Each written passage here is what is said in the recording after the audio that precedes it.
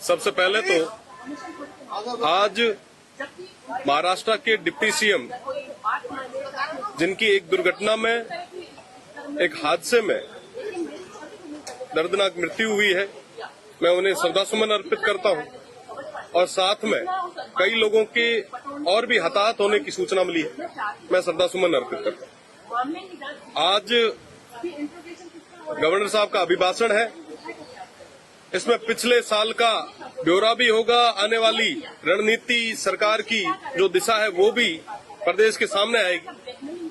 पर सबसे बड़ा विषय है कि पिछले कुछ दिन पहले ओमार सीट का एक प्रकरण लंबे समय तक चला भी है, आए दिन न्यूज़पेपर्स में छपा भी है, इलेक्ट्रिक मीडिया ने अच्छे से चलाया भी है।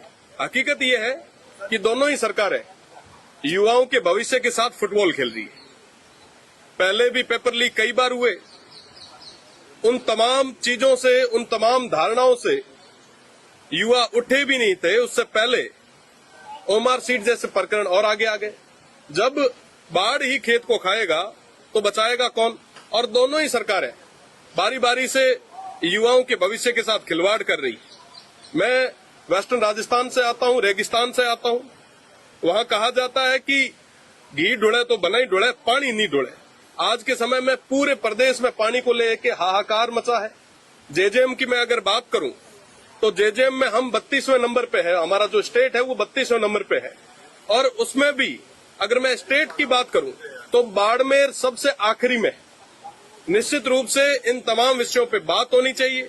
मैं माननीय स्पीकर साहब से निवेदन करना चाहूंगा कि आप पेपर लीक पे, जेजेएम पे, यहाँ के हेल्थ और एजुकेशन के सिस्टम पे एक विशेष चर्चा कराएं। हेल्थ की मैं अगर बात करूं तो आपने पिछले दिनों देखा होगा कि जैसलमेर में एक बस दुखांतिका हुई, कई सारे लोगों के हताहत होने की सूचना मिली। बर्निंग यूनिट तक बाड़मेर, जैसलमेर जो सबसे ज्यादा रेवेन्यू देता वहां पे नहीं है। आज के समय में ट्रॉमा सेंटर की अगर हमारी बात करूं तो सबसे बुरे हाल है। अगर मैं बाड़मेर, जैसलमेर के पर्यावरण की बात करूं तो ओरण, गोचर और खेजड़ियों को पूरी तरीके से डिस्ट्रॉय किया जा रहा है। पर अभी तक प्रदेश की सरकार का कोई स्पष्ट रुख अभी तक सामने नहीं आया है। कई हमारे जो युवा साथी हैं वो जैसलमेर से जयपुर तक पदयात्रा कर रहे हैं। आखिर ये जरूरत क्यों पड़ी? दोनों ही सरकारें बारी बारी से कहीं न कहीं युवाओं के साथ में, वंचितों के साथ, शोषितों के साथ अत्याचार कर रही है और अभी तक मुद्दों की बात करने के लिए दोनों तैयार नहीं है। मुझे लगता है कि इस सदन में अगर मुद्दों पे बात होगी तो निश्चित रूप से प्रदेश की जनता को उसका फायदा मिलेगा।